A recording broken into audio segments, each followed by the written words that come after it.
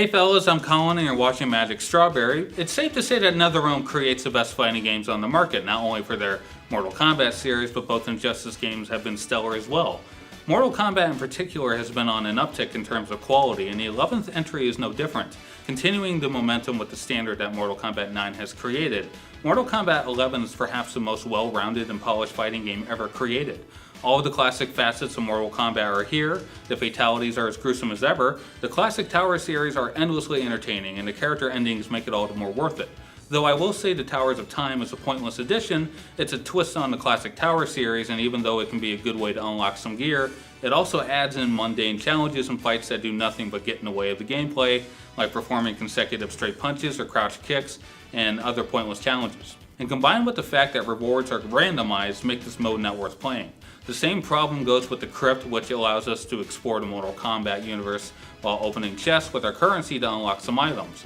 But again, these rewards are randomized and you might end up spending large sums of currency to only wind up with the most arbitrary of things like pointless gear augments or random consumables. The gear customization is astounding considering we can add up to 60 skins per character and even new techniques, but the grind to get them makes it practically not worth it. Thankfully, these modes were really the only weak spots I found because the rest of the game is superb, especially the fighting. The core of the combat is remembering very specific combos in order to link one move to the next, and it'll have you looking at the move list in the pause menu quite often. Thankfully, NetherRealm includes a hyper-intuitive learning mode where you'll memorize basic combos and even fatalities.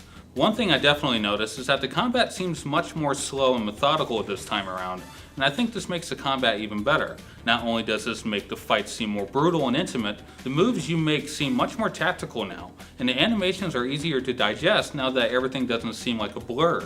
The running mechanic has also been taken out, and I feel NetherRealm made all of these changes to place a higher emphasis on strategy and smart play. They want to make sure you memorize the combos and are able to make use of them in the best way possible without compensating by darting all over the screen or even button mashing. We also now have a defensive meter that we can utilize with a breakaway which breaks combos, and it allows us to interact with the environment around us. The offensive meter increases the damage of our special moves and open up more combos. Another new addition to the combat is this thing called the crushing blows, which are critical hits that occur automatically when certain criteria are met, and it usually involves finishing a combo with an uppercut. NetherRealm improves with every game regarding its story mode, and they certainly didn't disappoint here. The story mode is as goofy and convoluted as ever, and it's glorious. Raiden says everything with the utmost sincerity and plays it straight every single time, and it's never not enjoyable. NetherRealm knows you're not supposed to take these stories that seriously, and they play up the ham factor whenever it's appropriate, though it does have its sweet moments. Ironically, most of them involve Johnny Cage and his daughter. Anyway, the story picks up where Mortal Kombat 10 left off, including the fact that Scorpion and Sub-Zero are now best friends, except we now have a new villain in the fold by the name of Kronika, who can control time. In the last game, Raiden upsetted the balance of good and evil when he decapitated the Elder God Shinnok, and this brings up his mother, Kronika, into the fold, who attempts to reset the timeline in order to ensure that the set of events that led to Shinnok's death never happened. This also brings the OG versions of our favorite characters into the fold, and the best parts of the story are when the past and present interact with each other, especially with the two Johnny Cages. All that aside, the story mode is definitely worth playing, as it not only helps you unlock characters, but the narrative is gripping and fun enough on its own merits. The cutscenes are also beautifully animated, and it's evident of just how versatile the Unreal Engine really is. Mortal Kombat 11 is the standard bearer for what a fighting game should be, and it's what every fighting game developer should aspire to.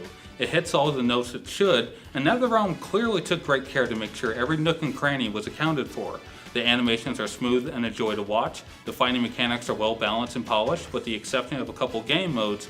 Almost everything in this game is worth devoting hours and hours of your time to. I can see myself coming back to this game months and even years after its release, and I can't wait to see what NetherRealm has in store next. I give Mortal Kombat 11 a 9 out of 10. Thanks for watching Magic Strawberry. Feel free to hit the like button down below, subscribe to our channel, and follow us on Twitter and Instagram at ZTV Goofing Off. See ya!